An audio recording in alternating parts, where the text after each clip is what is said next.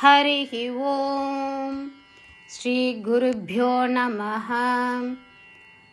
These shlokas are recorded by separating the stanza word by word for easy learning. Please share your feedback in the comment. Kindly subscribe and share to others.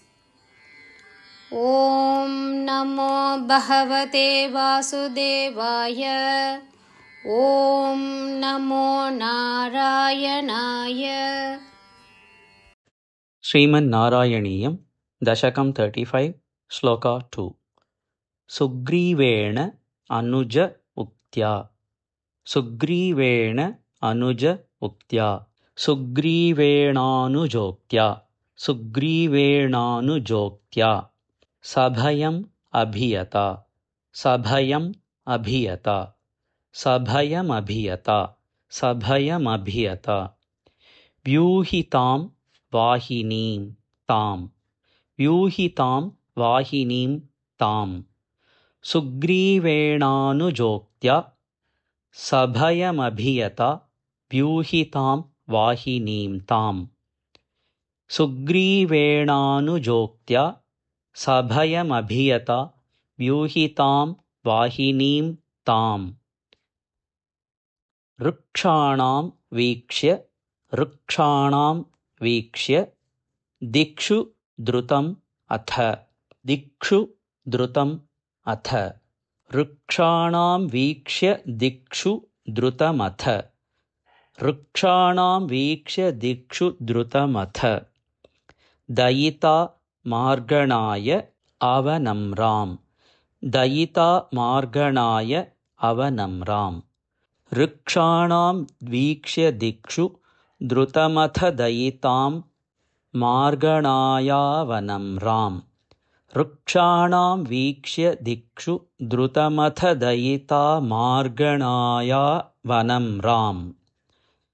ಸುಗ್ರೀವೇಣಾನುಜೋಕ್ತ್ಯಾ. ಸಭಯಮಭಿಯತ. ವ್ಯೂಹಿತಾಂ ವಾಹಿನೀಂ ತಾಂ.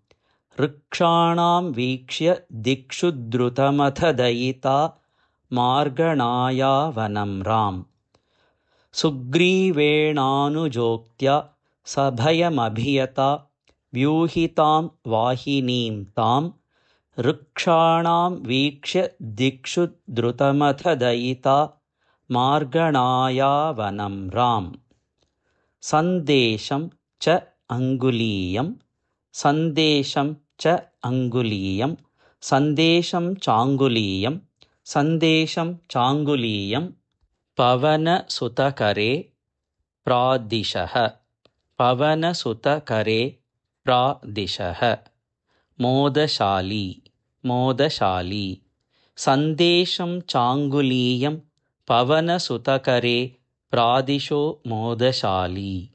ಸಂದೇಶಂ ಚಾಂಗುಲೀಯಂ. ಪವನಸುತಕರೆ ಪ್ರಾದಿಶೋ ಮೋದಶಾಲಿ. ಮಾರ್ಗೆ ಮಾರ್ಗೆ ಮಮಾರ್ಗೆ. ಮಾರ್ಗೆ ಮಾರ್ಗೆ ಮಮಾರ್ಗೆ. ಕಪಿಭಿಃ ಅಪಿ ತದಾ. ಕಪಿಭಿಃ ಅಪಿ ತದಾ. ಕಪಿಭಿರಪಿ ತದಾ. ಕಪಿಭಿರಪಿ ತದಾ. ತ್ವತ್ಪ್ರಿಯಾ ಸಪ್ರಯಾಸೈಃ. ತ್ವತ್ಪ್ರಿಯಾ ಸಪ್ರಯಾಸೈಃ. ಮಾರ್ಗೆ ಮಾರ್ಗೆ ಮಮಾರ್ಗೆ. ಕಪಿಭಿರಪಿ ತದಾ.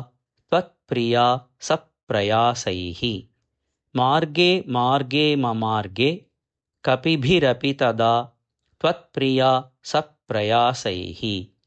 ಸಂದೇಶಂ ಚಾಂಗುಲೀಯಂ. ಪವನಸುತಕರೆ ಪ್ರಾದಿಶೋ ಮೋದಶಾಲಿ.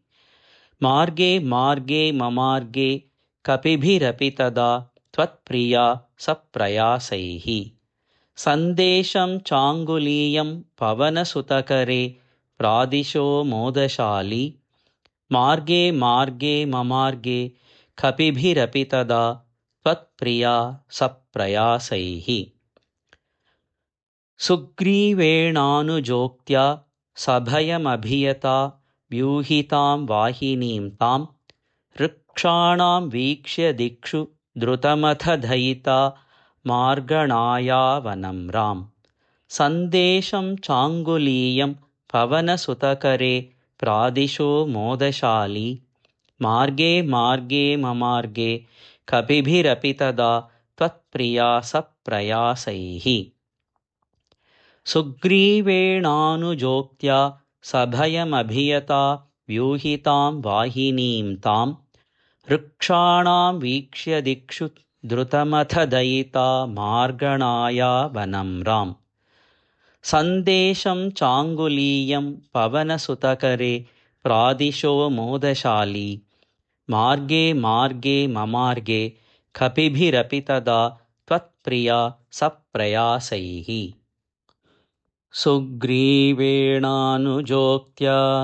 सभयमभियता व्यूहितां वाहिनीं तां वृक्षाणां वीक्ष्य दिक्षु द्रुतमथ दयिता मार्गणाया वनं राम सन्देशं चाङ्गुलीयं पवनसुतकरे प्रादिशो मोदशाली मार्गे मार्गे ममार्गे कपिभिरपि तदा त्वत्प्रिया सप्रयासैः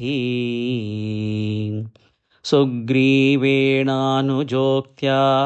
सभयमभियता व्यूहितां वाहिनीं तां वृक्षाणां वीक्ष्य दिक्षु द्रुतमथ दयिता मार्गणाया वनं राम सन्देशं चाङ्गुलीयं पवनसुतकरे प्रादिशो मोदशाली मार्गे मार्गे ममार्गे कपिभिरपि तदा त्वत्प्रिया सप्रयासैः